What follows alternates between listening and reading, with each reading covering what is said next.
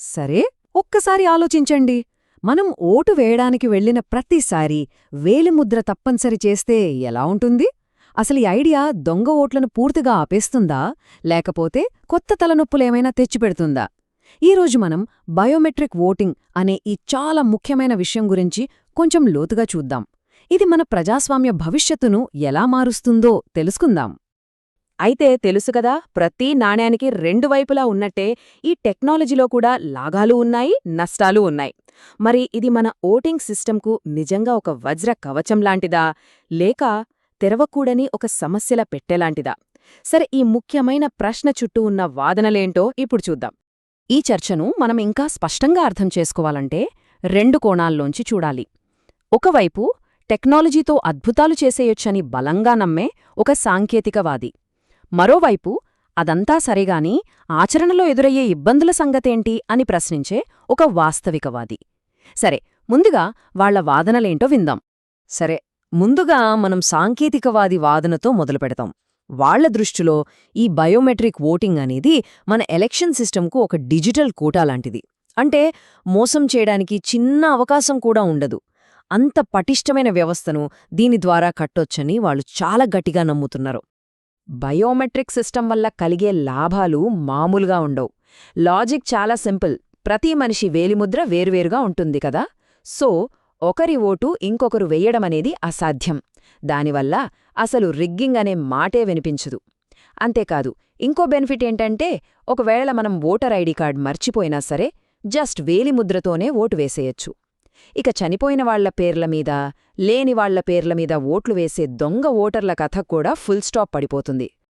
Okay, సాంకేతికవాది చెప్పినవన్నీ వినడానికి చాలా బాగున్నాయి, నిజంగా అద్భుతమనిపిస్తోంది. కానీ ఇక్కడే వాస్తవికవాది మనల్ని రియాలిటీలోకి తీసుకువస్తున్నారు. అంటే పేపర్ మీద బాగున్న ప్రతీదీ నిజ జీవితంలో కూడా బాగుంటుందా? సిద్ధాంతానికి ఆచరణకు మధ్య ఉన్న గ్యాపేంటో ఇప్పుడు చూద్దాం. అసలు దీన్ని అమలు చేయడంలో ఎదురయ్యే అసలు సిసులు సవాళ్లు ఏంటి? వాస్తవికవాది లేవనెత్తిన సమస్యలు చాలా ఉన్నాయి, కాని వాటిలో ఒకటి మాత్రం అన్నింటికంటే చాలా పెద్దది. ఎంత పెద్దది అంటే అది ఈ మొత్తం సిస్టమ్ పునాదులనే కదిలించగలదు. ఏంటా అతి పెద్ద అడ్డంకి? ఇక్కడే ఉంది అసలు సమస్య.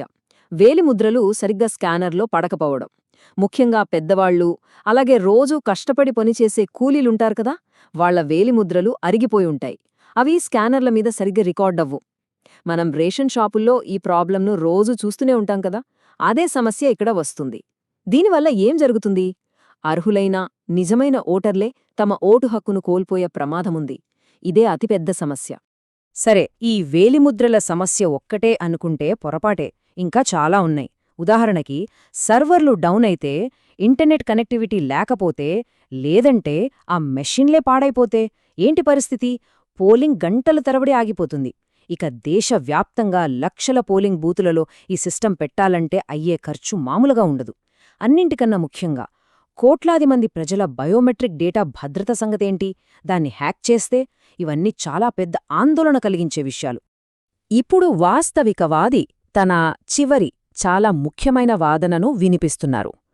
వాళ్ల ప్రకారం, చూడండి, టెక్నాలజీ అనేది కేవలం ఒక టూల్, ఒక సాధనం మాత్రమే.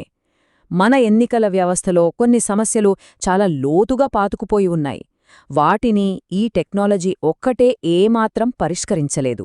ఈ టెక్నాలజీ లిమిట్స్ ఏంటో అర్థం చేసుకోవడం చాలా ముఖ్యం. ఈ బయోమెట్రిక్ సిస్టమ్ ఓటు వేయడానికొచ్చిన వ్యక్తి అసలైన ఓటరా కాదా అని మాత్రమే చెప్పగలదు. అంటే ఎవరు ఓటు వేస్తున్నారు అనేదాన్ని మాత్రమే ఇది పరిష్కరిస్తుంది. కాని అంతకు మించి దాని ప్రభావం ఏమీ ఉండదు.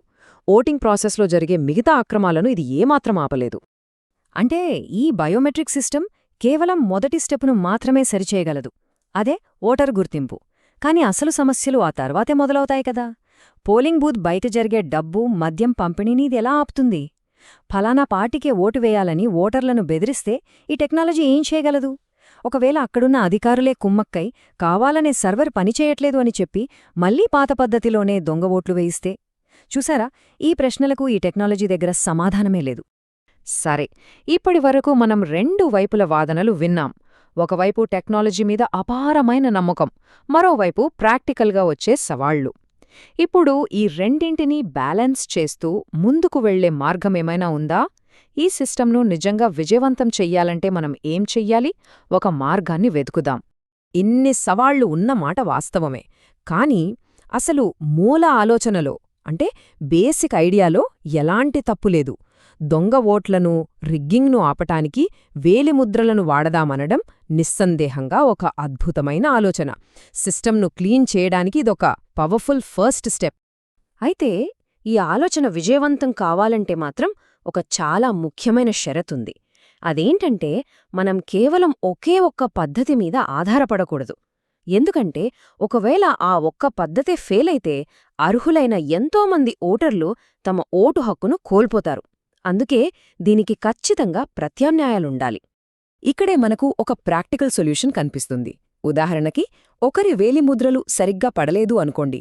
వాళ్లకోసం కంటిపాపను స్కాన్ చేసే ఐరిస్ స్కానర్లను వాడొచ్చు. సరే, ఒకవేళ మొత్తం సిస్టంలోనే ఏదైనా ప్రాబ్లం వస్తే అప్పుడు ఓటర్ రిజిస్టర్డ్ మొబైల్ నంబర్కు ఒక ఓటీపీ పంపి దాని ద్వారా వెరిఫై చేసుకునే అవకాశం ఇవ్వాలి. చూసారా, ఇలాంటి బ్యాకప్ ప్లాన్లుంటేనే అర్హత ఉన్న ప్రతి ఒక్కరూ తమ ఓటు హక్కును వినియోగించుకోగలుగుతారు. సరే, ఈ ప్రత్యామ్నాయాలతో ఈ సిస్టమ్ను ఇంత పటిష్టంగా చేసినా అసలు ప్రశ్న మిగిలే ఉంది. ఈ టెక్నాలజీ నిజంగా మన ఎన్నికల వ్యవస్థలో ఒక పెద్ద మార్పును తేగలదా? కేవలం సాంకేతికతతో ఓటును శుద్ధి చేస్తే సరిపోతుందా? లేక మనందరి ఆలోచనా విధానంలో కూడా మార్పు రావాలా? ఈ ప్రశ్నకు సమాధానం మనందరం కలిసి ఆలోచించాల్సిందే.